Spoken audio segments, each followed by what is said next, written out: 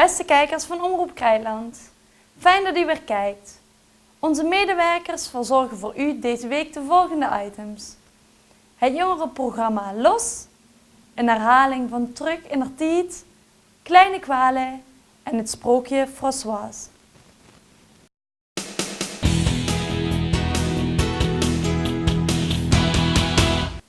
In jongerenprogramma Los neemt Iris een kijkje in de wereld van graffiti-spuiters en test Tessa of jongeren nog wel kunnen overleven zonder een mobieltje.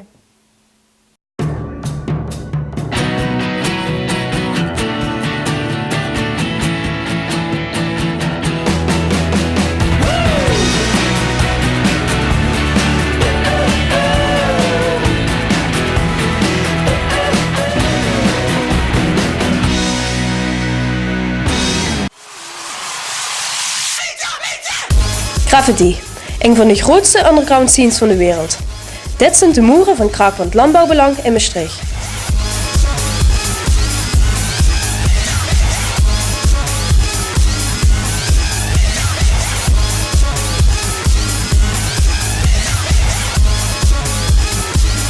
Ook gaan we voor een graffiti kunstenaar interviewen. En we gaan naar een graffiti kelder om ons daar lekker goed te leven. Hoe ben je met graffiti in aanraking gekomen? Nou, een paar van mijn vrienden zijn begonnen met spuiten. En we hadden een tamelijk hechte groep. Dus zo ben ik eigenlijk ook een beetje in dat wereldje gerold. Ik was zelf ook altijd graag creatief bezig. En graffiti was een mooie manier om mijn creativiteit te uiten. En daarbij wisten we natuurlijk ook allemaal dat het een illegale bezigheid was. Dus dat was ook wel een beetje voor de kick. Ben je er al eens door in de problemen gekomen? Wat zijn problemen? Ik zelf niet. Ik ben vaker op de vlucht moeten slaan, maar vrienden van me zijn wel daadwerkelijk in de problemen gekomen. Gelukkig waren zij toen nog geen 18 jaar, dus het was een enkeltje naar bureau halt en daar bleef het dan bij. Voor de ouders is het minder leuk, want hoe noem je dat? De kosten om het weg te laten halen, die zijn niet mis. Maar nee, zelf nooit echt in de problemen gekomen.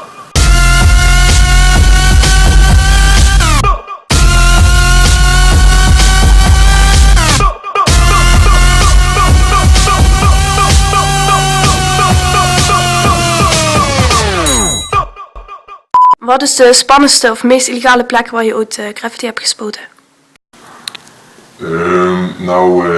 Illegaal zijn ze bijna allemaal, maar de meest spannende plek is denk ik toch wel op treinen langs het spoor.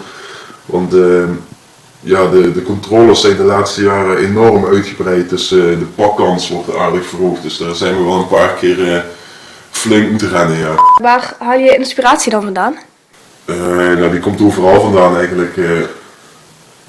Alles wat ik meemaak, alles wat ik zie, ook van andere graffiti kunstenaars.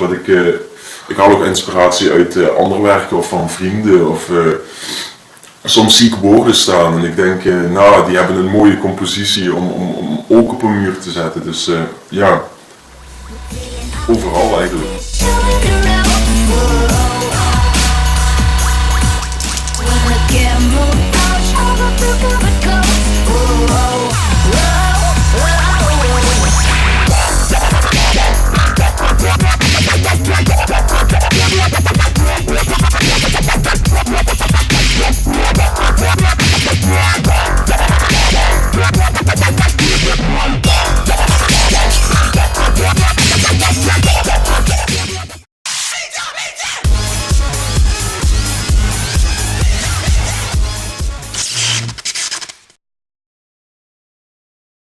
Hives, Twitter, Facebook, pingen, whatsappen, sms'en, e-mailen. Tegenwoordig kun je heel veel dingen doen op je mobiele telefoon.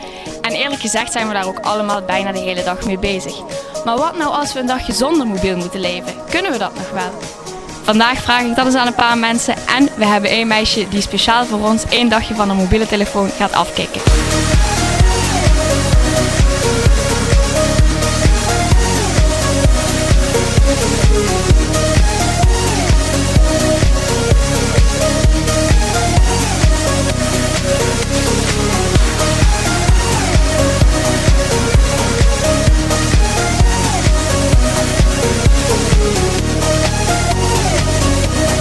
Ik zit hier naast een echte telefoonverslaafde, Diana Kourashi. Diana, je weet dat je zonder mobiele telefoon gaat leven? Ja, dat weet ik. Maar je hebt je telefoon dus altijd bij je. Ik heb hem altijd bij me. Op de wc? Ja, op de wc ook. Onder de douche? Onder de douche ook. Hoe doe je dat dan onder de douche? Ja, ik leg hem gewoon naast me, zeg maar. En niet in de douche, maar wel naast me. En als dat lampje dan ziet branden, dan ga ik op een gegeven moment ook sneller douchen. En dan heel snel afdrogen. En dan zodra als het mogelijk is, gewoon weer terug reageren bij iemand op Ping of op WhatsApp. Dus. Nou, ik ga zo meteen je telefoon afpakken. Hoe denk je dat je dag zonder telefoon gaat worden? Zwaar. Wat ga je doen met al die vrije tijd dat je niet aan het typen bent op je mobiel? Denk aan mijn telefoon. Ik weet het niet. Heel veel eten denk ik waarschijnlijk. Het is een Blackberry, ja? Heb je alle vieze foto's en filmpjes en sms'jes verwijderd? Ik denk het. Anders zul je het wel zien. Laten we hopen van niet. Kom hier. Mag ik hem nog terugpakken? Nee. Denk je dat je een dag zonder je mobiele telefoon zou kunnen overleven? Nee. Wat stomme vragen. Wat nou als u hem, zoals vandaag, een keer zou vergeten? Hoe erg is dat? Dat is de hele tijd naar mijn zak grijpen van waar is dat ding? Nou, WhatsAppen. Facebook, Hotmail. Van alles, internet, MSN. Denk je dat je een dag zonder je mobiele telefoon zou kunnen? Ja, maar dat is wel lastig.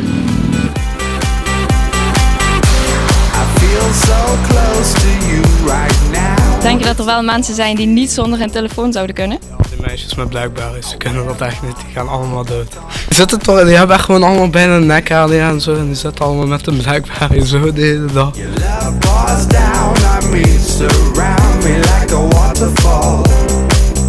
Nee, probeer het over 24 uur nog een keer en dan is het ja.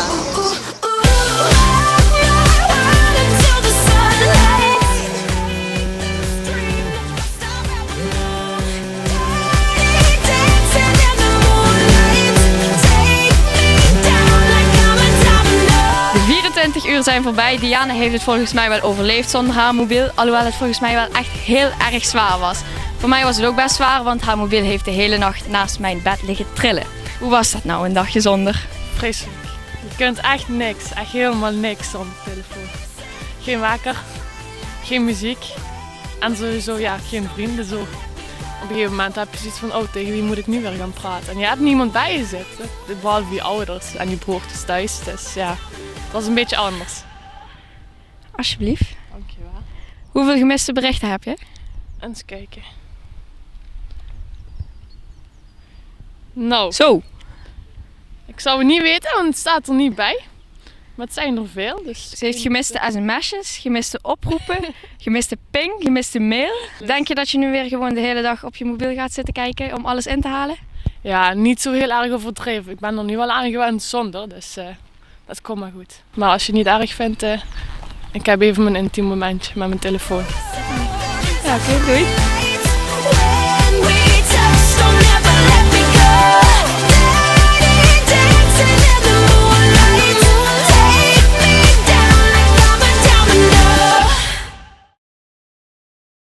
April is nog maar net begonnen en dat betekent voor ons een hele drukke mond, want het is de mond van het gala. En we gaan de ganse mond op de hoogte houden van wat er allemaal gebeurt rondom dat evenement, wat op 27 april plaatsvindt. En ja, met wie kunnen we dat beter bespreken, hè? De kick-off van de galamond, met degene die de touwtjes in handen had in de gala-commissie, de LSD-commissie, laatste schooldag, Fon Kisterman.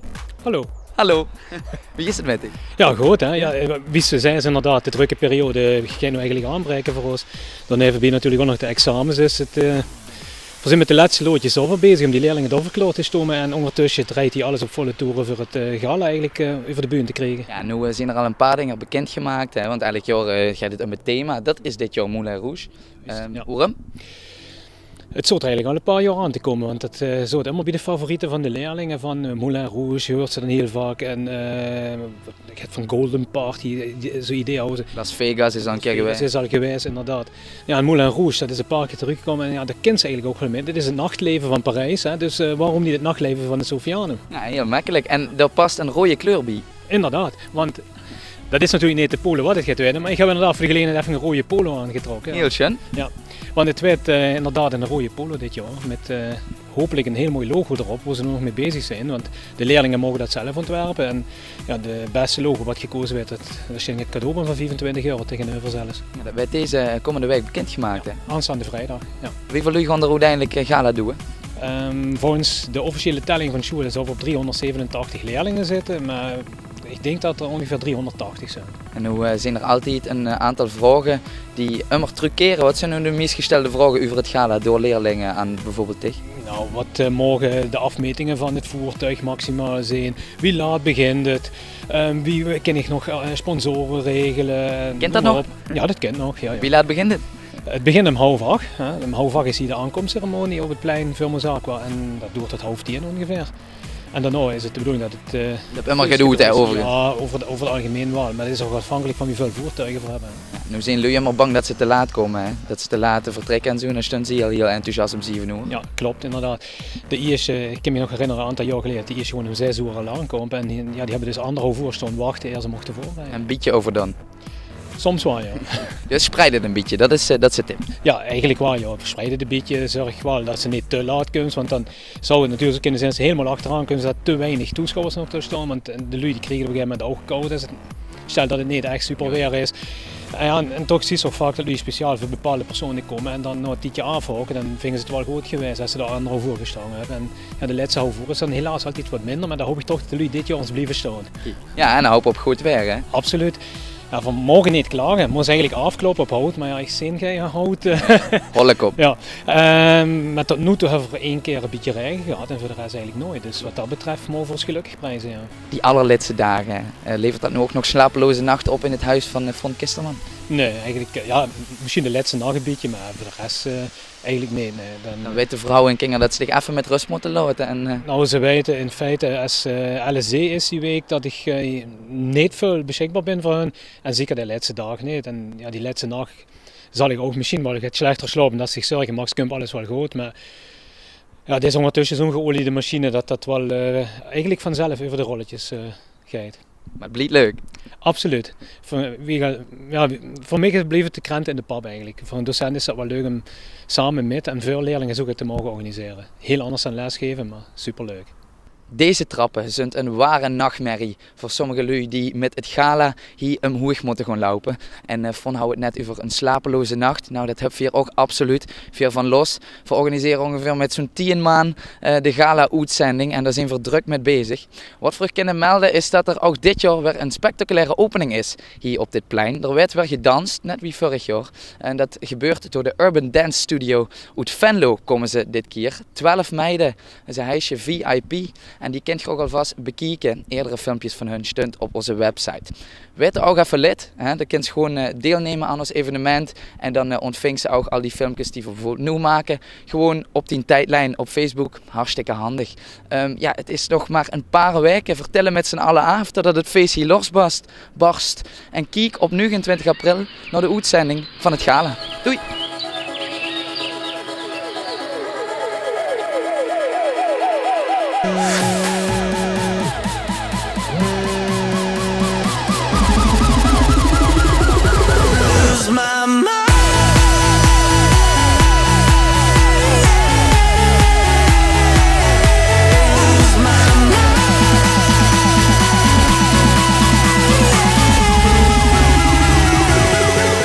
Mam, ik ben naar het gala.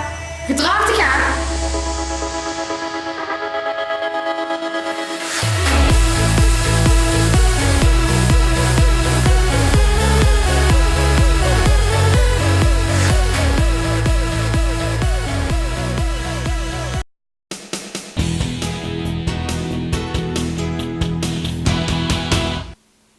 In de serie Terug in der Tijd gaan we aan de hand van oude filmbeelden van de Heerlense filmer Huub Leufkens terug in de tijd. We kijken hoe er in de jaren 40 vlaaienbakken werden. Kookboekenschrijfster Nettie Engels vertelt wat er sindsdien allemaal veranderd is.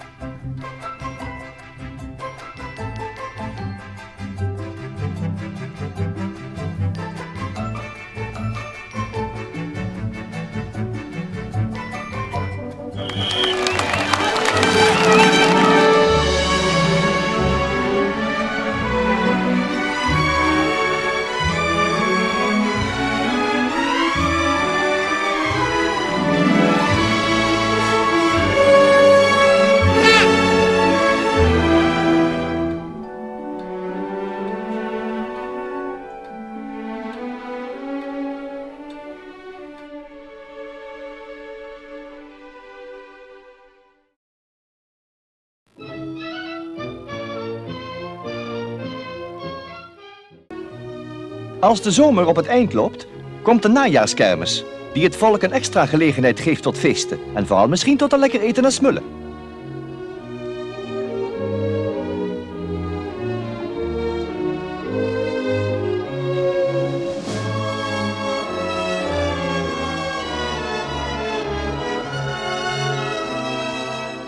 Nadat de woningen een extra beurt hebben gehad, komt het bakken van de vla. Dat typisch Limburgse gebak.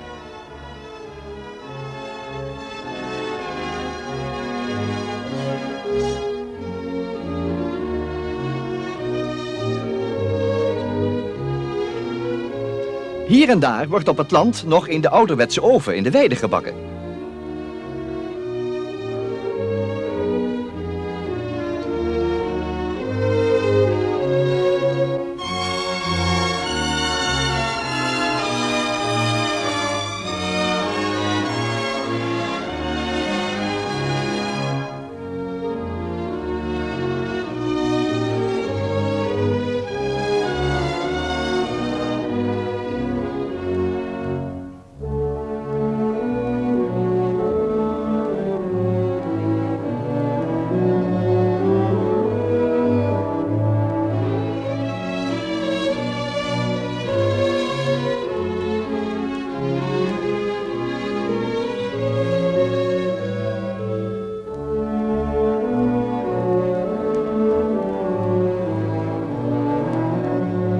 Er zijn allerhande soorten, dus keus genoeg.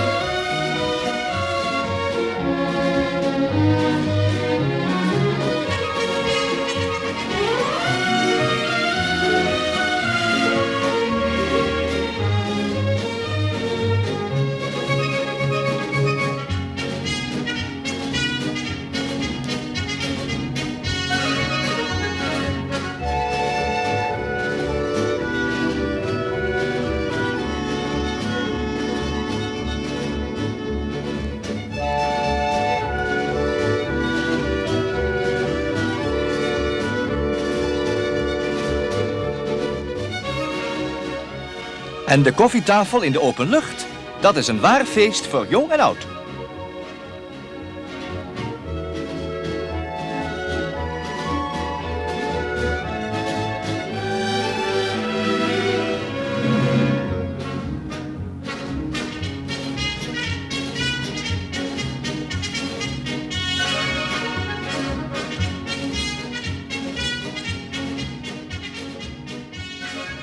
Ja, dag dames en heren, welkom bij Truc in der Tijd. Dat gezellige stukje film wat er juist zoog, dat hebben we te danken aan de Heilandse filmer en fotograaf Huub Leufkens, die vooral vlak na de oorlog is bekend geworden door zijn schoon foto's op kalenders, op bidprentjes en op keukenstrommels bijvoorbeeld. U kunt verbakken. En denk nu niet meteen aan Limburgse vla, want er zijn nog veel meer Limburgse lekkernijen, althans, dat laat voor ons vertellen door Nettie Engels. Onder andere schrijfster van Limburgs getinte kookbeuker. En ondertussen geniet ik bij haar van de kermiskook. Zelf gebakken natuurlijk.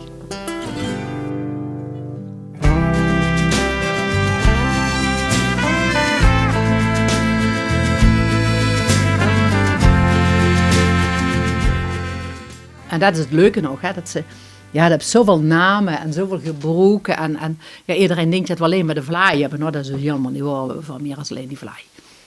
Ja, Limburgse gebak is niet alleen maar vla. Het is niet alleen maar vla. Ja, ik zeg vla, maar dat is eigenlijk niet goed, hè?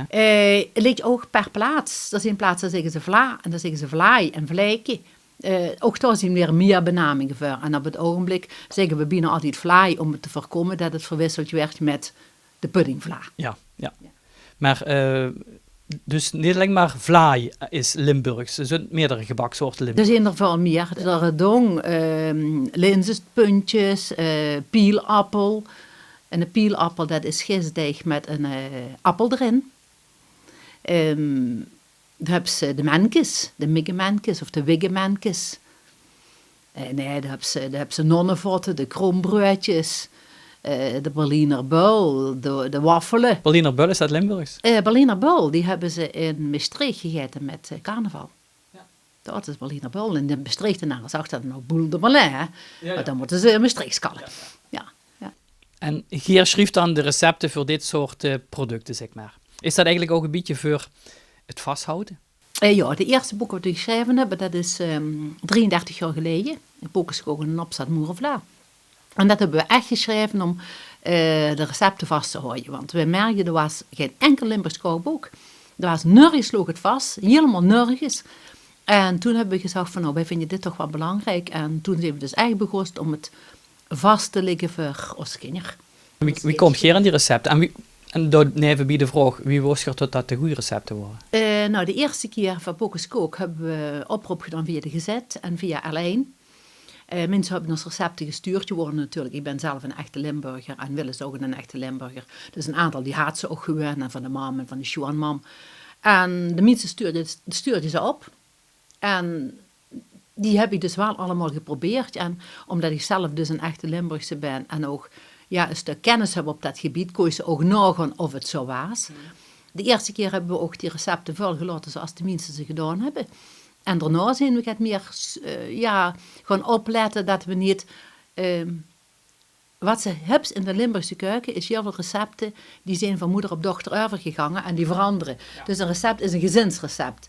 En wij moesten toen toch wel zeker zijn dat het in meer gezinnen gegeten was en ook een bepaalde basis, dat ze niet het raars erin deed, omdat dat in één gezin gebruikt werd. Op een gegeven moment krijg je bijvoorbeeld van iemand een recept van pannenkoek met anis erin. Dat is niet Limburgs, want de Limburger heeft dat anis niet gegeten. En het kan wel zijn dat een familie die gegeten heeft, maar dat is dus geen Limburgs recept.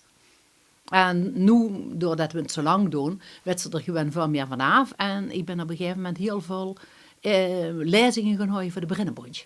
Overal in Limburg. Dan kreeg ze natuurlijk ook respons. Dan kreeg ze respons en dan ben ze daar aan het vertellen. En dan zie ze aan de zaal, aan het knikken. Dat is hier ook gegeten. Of dat ze niks doen, dan werd ze, dat is niet van hier. Ja. Of dan zit er opeens in, oh, maar dat nemen wij. Ja. En dan krijg ze het. Met bakkers? Wie is het dan met? Nou, bakkers hebben niet altijd de Limburgse recepten gedaan, want de bakkers hebben een opleiding later. En dan komen er ook nieuwe dingen bij. En ik heb wel van bakkers recepten, maar dan krijg je een bakkersrecept. En een bakkersrecept is geen hoesvroest. Kun je het niet maken? Die hebben andere apparatuur, die hebben andere grond en hulpstof. Ja, en ook ander, kijk, de oversteed anders, het riezen is anders, is geen hoesvroest. Ja, dat bedoel ik. Je hebt andere apparatuur, dat kent ze toes niet. Ja. Ondertussen is Limburg een vlaai-exporterende provincie geworden. Iedere vlaai die uit deze volautomatische vlaaifabriek in Brunsum komt, gaat naar het buitenland.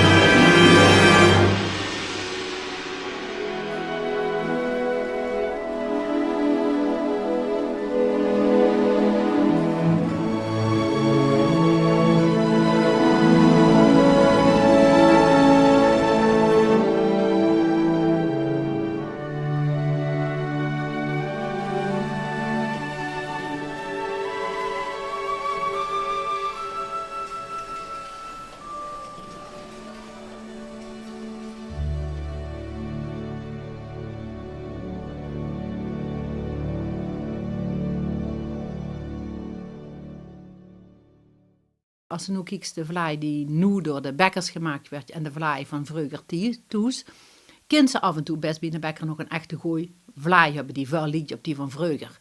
Maar er zijn ook nu heel veel vlaaien met slagroom en met van alles erop wat we vroeger dus helemaal niet hadden. Vroeger was op een vlaai geen slagroom en chocoladevlokken en een vlaai met ananas en een vlaai met advocaat. Ja, dat bestond allemaal niet. Het is ook al meer een kook eigenlijk, hè? Dat was vroeger, dat had ze niet eens. Kijk, de Limburger, dat moeten we niet vergeten, dat was arm. En een vlaai was niet duur. Want wat is een vlaai? Dat was gisdeeg, daar mokken ze toch. En daarop kwam de oogst, het fruit van eigen productie. En als dat er niet was, dan kwam er gedruigsfruit op, zoals de uifte. En dan een enkele keer, maar dat was al duur, dan had ze de kruimeltjesvlaai of de puddingvlaai. En de hele dure, dat was de riestevlaai, want er moesten er nog eieren in. Maar dat was echt luxe. Maar normaal gesproken was een vla gisdeeg met fruit van eigen oogst. Dus dat was geen duur product. Maar de vla worden qua samenstelling anders als wat je hem tegenwoordig maakt. Even afgezien dus van de luxe vla, wat je juist zag met slagroom enzovoorts. Maar ja, de standaard vla. De deeg was simpeler als nu. Er zullen minder eieren hebben gezet en nog minder suiker. Het is meer het brooddeeg geweest. Dus de basis ook voor witbrood. Dunnere boom ook? En over het algemeen de ooiplaten. Ik heb nog geen ooiplaten. Die zijn veel minder hoog. Dus het moet een dunnere boom en ook dunne spies. Want spies was geen duurder, want er moest dan toch nog het suiker in. En dat was dus ook van... een gooivlaai is dun van leer en dik van smeer. Maar dat geeft je alle aan dat het dat lang niet altijd was. We hadden ze ook dik van leer en dun van smeer. Ja. Kosten ze vroeger denk maar vlaaien bakken, wensen ook beschikt dus over bakkes? Nee, een bakkes hadden ze ook met meer mensen samen. Dus een bakkes was meestal van de ganse buurt. En ze sproken af dat ze om de beurt beken. En een bakkes maken was duur. Het moest toen nog los staan van het huis. Dus dat deed ze met meer man. En toen zijn later die ovens gekomen en die fornuizen. En in de fornuis kosten ze ook bakken. Ten slotte, wat denk je, wat zijn de ontwikkelingen nog die ons te wachten stunden in de vla? In het vla gebeuren, wat gaat er dan gebeuren? Wat we wel merken is dat er toch veel bakkers weer een goeie vlaai verkopen. Dat komt terug. Een tijdje was het moeilijk om een echte goeie vlaai te kopen. Dat komt terug. Wat verstoort je eronder? Een goeie vlaai is een vlaai die echt van gisdeeg gemaakt is, die gootgaar is, die een beleg heeft wat niet alleen gelei is, maar waar vruchten in zitten. Waar niet allerlei toeters en bellen op zitten. En die is er wel weer. Alleen... Ja, van de andere kant hebben ze dan ook weer een heleboel dingen die als vlaai verkocht werden, waarvan ik zeg, Loester, ik heb er niks op tegen, maar geeft die de naam vlaai niet meer. En noem het taart. Ja. En dat vind ik jammer, dat die als vlaai, dat zou ik heel anders willen. Dus we hebben eigenlijk twee kanten noten. De ene, de hele luxe vlaai, die eigenlijk meer een taart of een kook is. Ja. En terug naar de basis. Toch, de basis kunnen ze weer een open proemenvlaai kopen. Maar die kost je wel geld. Die komt niet meer door de bakkes. En die komt niet door de bakkes, nee. Nee, dat niet meer.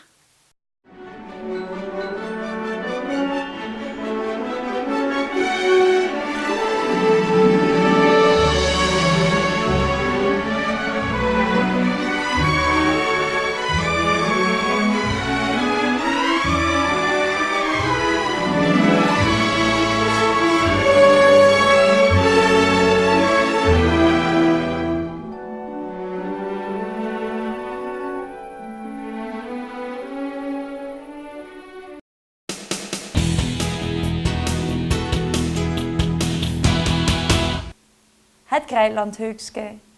Een rubriek waar iedereen een bericht kan plaatsen op onze omroep.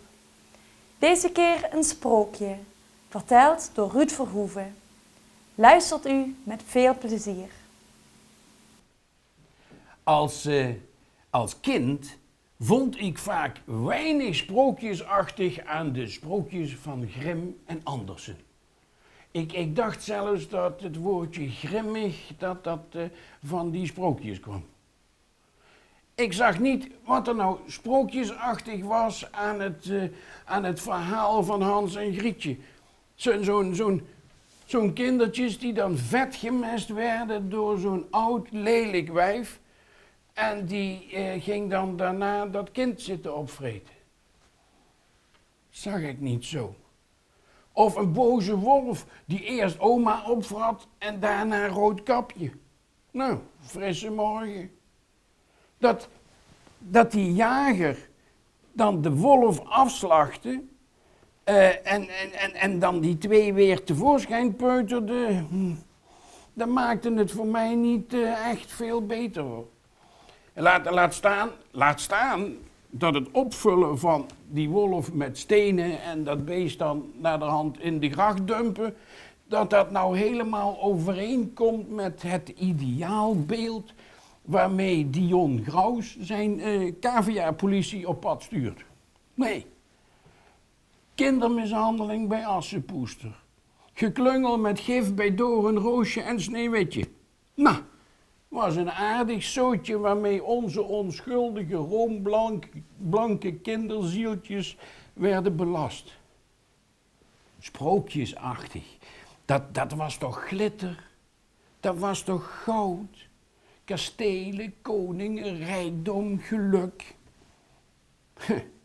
Dat is waar ik sprookjesfeer mee verbind. Met prinsen op witte paarden die de heerlijkste dingen eten met gouden lepels in hele grote zalen en zo. Dat denk ik erbij. Als ik langs kastelen loop, dan is dat vaak mijn beeld. Visioenen van het toppunt van volmaaktheid.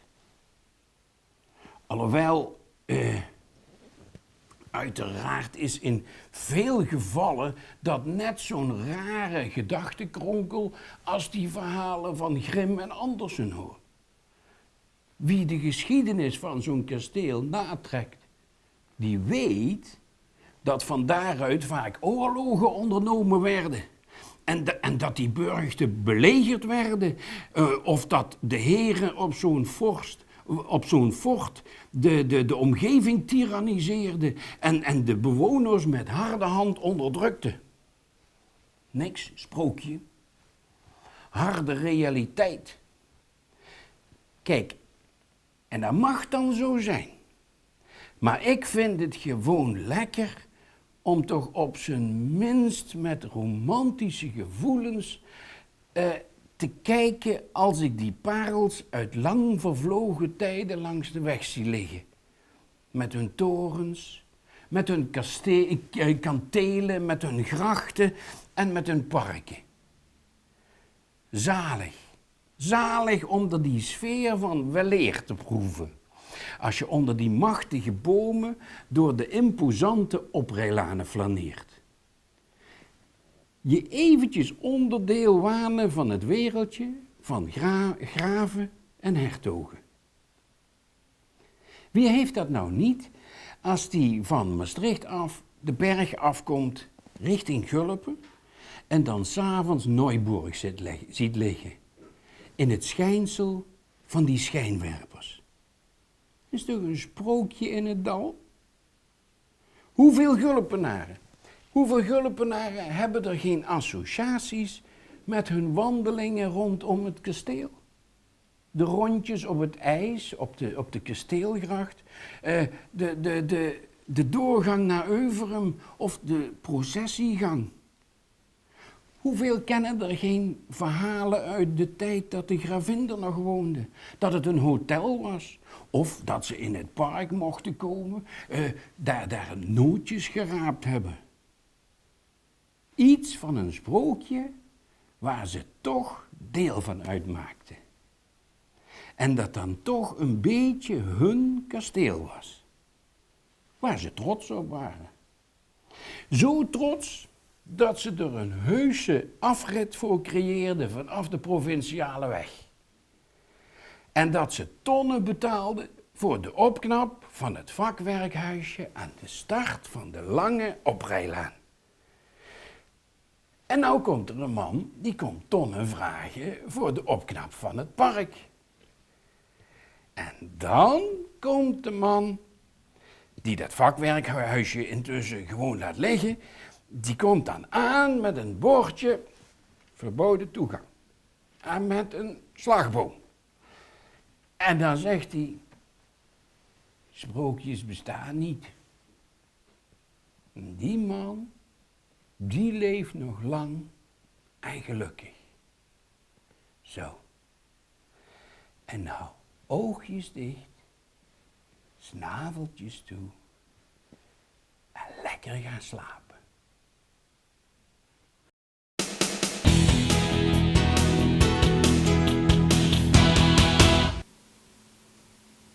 Dit was het weer. Heeft u de uitzending gemist? Helemaal niet erg. U kunt deze terugkijken op www.omroepkrijtland.nl. Adieu!